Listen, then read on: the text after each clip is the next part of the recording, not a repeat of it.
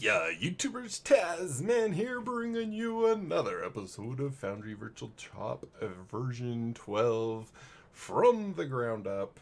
And in our last episode, we did we continue?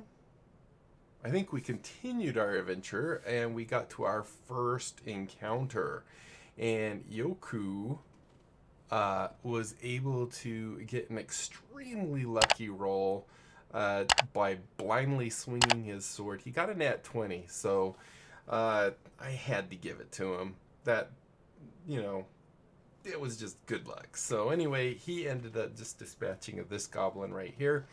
One thing I would like to point out real quick, in the last episode I mentioned that I had these two horses as dead. And then I was like, but here I could swear it was dead. But I want to show you on my D&D Beyond, right here, you can see you've been on the Triboard Trail for about half a day. As you come around a bend, you spot two dead horses. and I think it makes more sense to me to have them be dead, by the way, because if they've been there for like a day or whatever, they're not going to be sitting here in the middle of the road. They're probably going to have already ran off or wandered off or not even be there. So to have them dead and, you know, having their saddlebags looted and all that stuff, to me that makes more sense. But anyway, I just thought I'd point that out, that yes, I was right. It really did have that originally. Although now I need to go open this back up. So anyway, let's continue on. I just want to go here in the, where is it? You begin, blah, blah, blah. Yeah, see, this one says, you've been on the Triboard Trail for about half a day and are nearing the side of the road leading to the south, leading south towards Vandalin. As you come around the bend, you stumble upon a scene of a recent battle. The wood press close to the woods press close to the trail with a steep embankment, the dense thickets. Two horses wander the road, sniffing at ransacked personal effects. So I can't, because they left the night before, and it's been half a day. So we're talking, what, almost 18 hours? Probably around there, 14 to 18 hours, and the horses are still just kind of wandering around here. Makes more sense to me that they're dead. Although maybe just to make it more kid-friendly, they're saying, no, they're just sleeping, or, they're wandering. All right, anyway, enough of that. Let's jump back in. So, if we go to the combat tracker here, you can see now it is Kirla's turn, and I'm going to pull up our Kirla, or our view of our player. So, I think this one's Kirla, right? I have another mod that makes these things big enough that I can actually read them. But yeah, that's Kirla. Still waiting if you guys are interested in giving me other names for these players. Alright, so I'm going to go, I need to unpause real quick, and we'll go back in over here. Alright, so Kirla, seeing that Yoku runs into the brush over there and swings his sword and knocks a goblin just randomly out from behind him. Sees that he's also wounded. I think Kirla's my cleric, right? Let's just double check. Kirla. No, wizard. And really doesn't care that he's wounded. But they are going to do a perception check. So what we would want to do here is basically we can look at the goblins. We can have their stealth, which is +6. And I would do this kind of as a group, that, whatever this guy gets, just make it normal. There you go. So 22. So what we're going to do is compare. Actually, I guess we need to do them individually, just to make it right, so we know which ones Kirla can actually see. or detect. So let's go ahead and do that one. Not too bad, actually. These goblins are actually pretty good at hiding. And finally this one. You might have already had these rolled in the background before they even got to the scene, just so you can keep track of how hidden they are. I'm just gonna quickly do it right there. So Kirla is going to do a perception check. Oh, whoops, I'm in the wrong screen. I want to do it on the right screen. Need to keep things right. Like I said, also, as a GM, you won't be as confused as this because you're not running the players. So here's Kirla. They are going to go ahead and do a perception check, which, perception,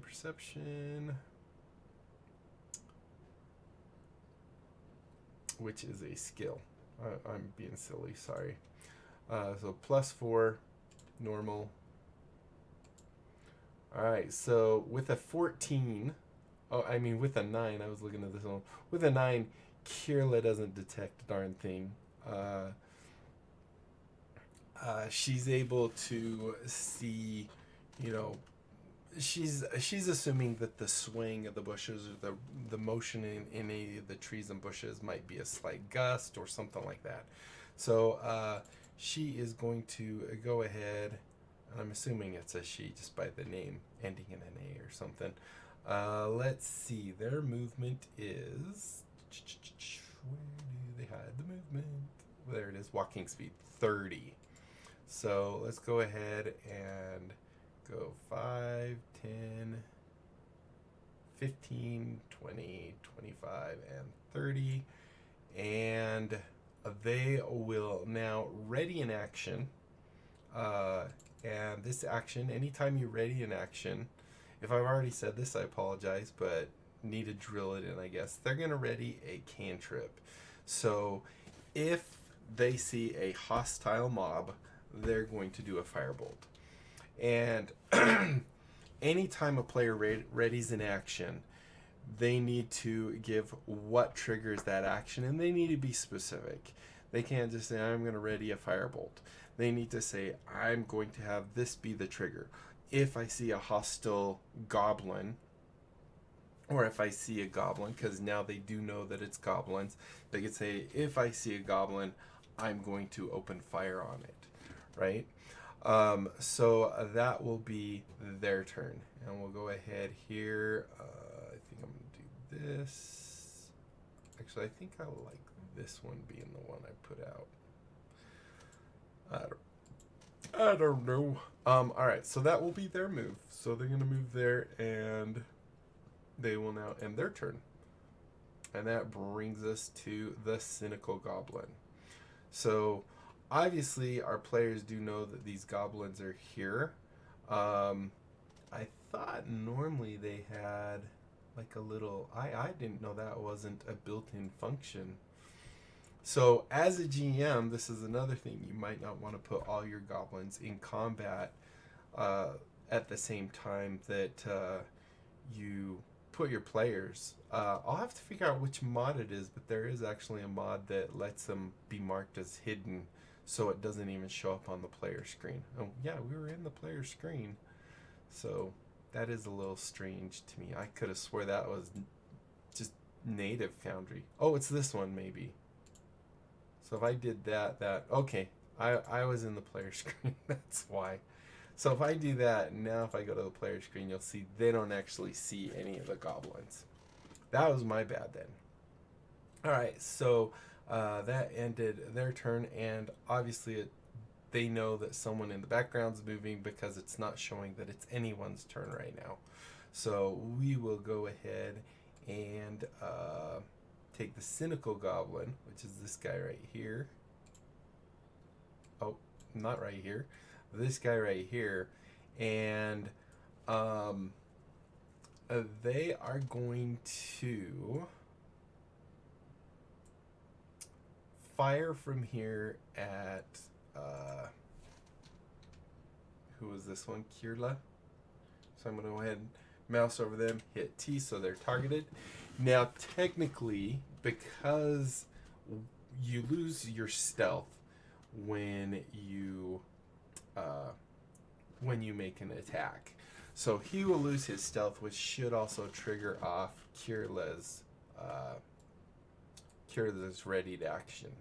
So let's go ahead and do that. We'll go ahead and click on the goblin here. We'll go ahead and use a short bow. And it will be with advantage because he is currently in stealth and Kirla has no idea he's there. So it's a surprise. So with a 17, they're able to hit Kirla. Of course, that will take him out of stealth. I'm in the wrong screen. That will take him out of stealth. And I need to also take him out of this stealth. So now he shows up. Just so you know, when they're stealth with the condition, it does not change their stat on here. And vice versa. If I unstealth them here, or if I make them visible here, it just makes them visible on the combat tracker. Alright, so anyway, he's able to hit Kirla. Kirla is going to take some damage here, and I think I have a D6. Looks everything's good. And does 7 damage. So I think I already said this, but I like to let my players do it. So if we go over to the player screen right here, actually I need to go enable it so they can actually see it. One nice thing about having it where they can do it and they have the little bars that pop up at the bottom, and we'll go look at that because I can't remember where that is specifically. But the nice thing about that is if there's fire damage or piercing, bludgeoning, or whatever, it will automatically take that into account when it's doing the damage to the person. If I do it for them, you know, and use that button, it will do that. But if they come in here, right click, and do a -7, which is, oh my goodness, is not going to be good for them, it doesn't take advantage of any of that. But I'm pretty sure, I think it might be under permissions. Let's go look real quick because we definitely want to know where that is. Dungeons & Dragons, no, I think it's in core. I'm in the player, by the way. I'm like, where are all the settings? There's hardly any in here. Permissions. I think I might have to look it up because I have a module that does it as well. I use a lot of modules, but if it's in here and I'm just missing it, all you have to do is do the little check and then say save. But I am not seeing it. Might be. Let's go check the D&D stuff real quick. Dungeons & Dragons. Configure sources. No. Bastions. No. Visibility. Attack. Control visibility of attack roll. No, that's not it. Bloodied status. I'm going to say for both.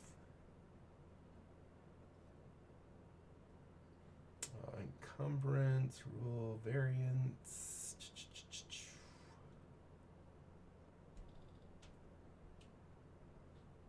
I do not see critical damage modifier, critical damage maximum dice. That's usually what I do on crits.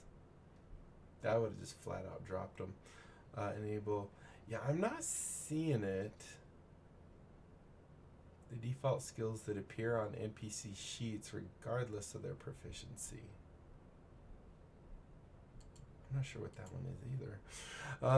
Alright, so as the GM then I will apply this to them. So as you can see I have the 1, which is full damage. This is double damage, half damage, quarter damage, no damage, and this would actually be healing. So I'm just going to apply that. They are selected. So I could choose selected or targeted there. I'm going to apply it, and you'll see now they are definitely bloodied. Kirla is not looking happy. However, Kirla does get to do their reaction. So they are able to target the goblin, and they are able to get their firebolt off. So it will be normal. And a nat 1 is just not going to do it. Now, some GMs, various GMs, will actually do something where if you roll a nat 1, that it hits one of your friends or something like that. I usually will do something like that if there is someone nearby, but it doesn't make sense if I'm aiming here that it's going to hit this guy or even this guy over here. So in this case, I would probably maybe say that it just kind of goes off to the side or something like that. If you want, you can say it catches something on fire, so now you have a little fire, but that's not necessarily going to be something that you consider a detrimental thing for your player. Because, yeah, I caught this on fire, well, maybe it'll get him at some point. So in this case, I'm just going to say it was a terrible miss because they were kind of facing this other way. As they turn around, you know, the motion of turning around and firing while turning, they just didn't get a good lock. All right, so that will end our Cynical Goblin. Actually, no, it's not the end of his turn. So if we go look at the Cynical Goblin here, we have another thing that we can do, and you can see here that as a bonus action, they can do the hide action, right? So what he's going to do is he's going to bonus action hide. So we're going to have him roll a stealth. So let's go ahead and roll stealth, hit normal. So he's not terribly stealthy, but he does he hides. It's not going to be hard for someone to see him. Even with passive perception, they might see him. But technically, what we do at this point is we would hide him. So we go ahead and turn him, invisible again up here. So now he disappears, and now he's actually going to move. So he has, what did I say his movement is? Movement is 30. So he's just going to try and, you know, get a different place to hide. He's going to move, that's, let's see, 5, 10, 15. He's going to move, just so he's not behind my little thing, he's going to move about there. Now, like I said, because his value here is 8, it's not going to be hard. And this is where you might want to have Notepad up or something like that to keep track of simple things like this, that the Cynical Goblin, his stealth check is at 8, which technically I don't think anyone has a passive perception lower, you know, so this would be wisdom. So yeah, there's his 13. There's his 13. So passive perception on most of these people are going to pick him up. 12 on that one, so not too big. All right, so yeah, now that will end his turn. Tazaraz is now up. Tazaraz, just with passive perception, like I said, which is your wisdom plus 10 modifier, they are able to know basically where that goblin is. So at this point, I would go ahead and unhide the goblin because he thinks he's hidden, but he really isn't. I keep clicking the wrong thing. And Tazaraz is going to go ahead and attack him. So let me go to the right screen. So is this Tazaraz? Yes. And Tazaraz, he's not a cleric either. This is the rogue. Yes. So Tazaraz hasn't targeted. Excuse me. I'm going to go ahead and even turn him just so it's a little more realistic. And they are going to go ahead and use... So is it on this page? Inventory. I thought there was another spot we did it. Going to use their short bow. And let's go ahead and roll. It's not with advantage.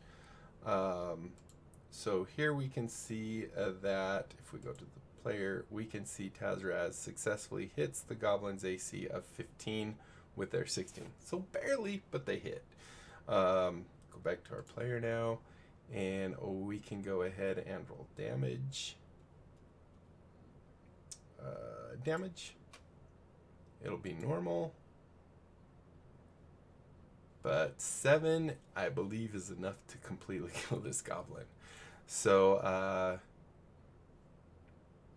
let's see. Yeah, 7 is totally going to kill this goblin. So as GM, I click on that, make sure the 1 is, and boom. Goblin not only is bloodied, but is dead as well. So there goes that goblin. That was a move for Tazaraz. Tazaraz is now going to move up. What was their movement? 30? 30, so they're going to go 5, 10, 15, 20, 25, and they're going to stop there. And maybe they're going to try and protect the wizard. So that will go ahead and end their turn. And I'm in the right screen. No, I'm not. Dang it. Sorry, I should have been in this screen. So that will end his turn. So let's go ahead and we will click end turn. That brings us to who knows, because it's obviously not their turn. So the defeated goblin, who is really close, he's not defeated yet, is going to go ahead and shoot at Kirla. This will be with advantage because he is hidden. Yeah. So he's going to go ahead and shoot at Kirla. No one has any action, any surprises or anything. So he's going to lose his stealth, or his invisibility, I guess. And then he has Kirla selected. So let's go ahead and use a short bow. It will be with advantage because he's firing from stealth, technically. With a 1 and an 8, I think Kirla might be okay in this case. Let's scroll down. Yes, Kirla is okay. By 1, not by a lot. So an arrow goes off wide. The goblin sees it, misses, gets a little frustrated. It's going to go ahead and go stealth again. And it's going to do a stealth check.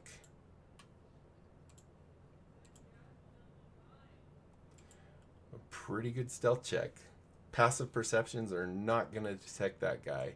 And then he's going to move so he's not where he was. So 5, 10, 15, 20. He's going to move about right here.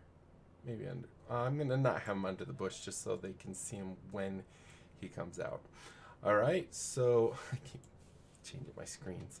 That will end his turn, and now we're to Saline. I think that's how you say that. So switch over. Saline is going to come, I believe, still 30. Yep, 30 still. So go 5, 10, 15, 20, 25. They are going to cast Cure Wounds. So we're going to target him. We're going to go into them, and we're going to go to their spells. And they are going to do Cure Wounds. So we'll go ahead and click on that and say cast as a spell. Want to make sure that it says consume spell slot. Now, if you're able to upcast it, right here is where you could do that. You'll have actually a drop down that says what it uses. So you can see I do have 2 slots available. I'm going to use this first level spell. And let's go ahead and see what we get. 5, nice. And I close this window again. So Kirla is able to heal, Saline is able to heal Kirla for 8 points. And this one doesn't matter if the player does it or not, so we can do +8, and you can see they got healed up. They're completely full of health. As a bonus action, though, as you can see here, there's another spell that they can do as a bonus action. So you can see bonus action, they can do Healing Word. So we're going to do Healing Word on Yoku over there. And I think we had plenty of distance, right? Healing Word up to 60 feet. So yeah, we're good there. If you need to know how far, you can always click on the little ruler, drag it from you to them, and you can see it's 25 feet away. So clearly plenty of distance there. Just make sure you click back on the select afterwards. other words, you'll be like drawn rulers everywhere. So we're gonna go ahead and target Yoku, and we're going to do it again. This time it's gonna be healing word, not nearly as powerful, and this is gonna use up our last slot. So hopefully there's not a whole lot more dying going on. Not bad though, 4. So plus her 4 is 7, so he can heal up plus 7, sorry, plus 7, which heals him all the way up, which is really good. And so they moved, they used an action, they used their bonus action. That will be done. Was actually a very good move for them. So I think, boom, yep, that is the end of round 1. Wow, it only took 2 episodes to do 1 entire round. So I think we're going to end it here because we're at 25 minutes. As you can see, it is the Grumpy Goblin who is up next, which is this guy over here. And we will do that in the next episode. So thank you guys so much for watching. Hopefully you enjoyed. If you did, be sure to leave a thumbs up down below. Aside from that, comment, like, and subscribe. Click that little notification bell. Join my Discord channel. Information's in the video description. Tell other people about my channel. I'm check it out. If they like what they see, they can sub. We grow the channel. Everybody wins. And yeah, that is it, my friends. Until next time, I'll be seeing you later. Bye.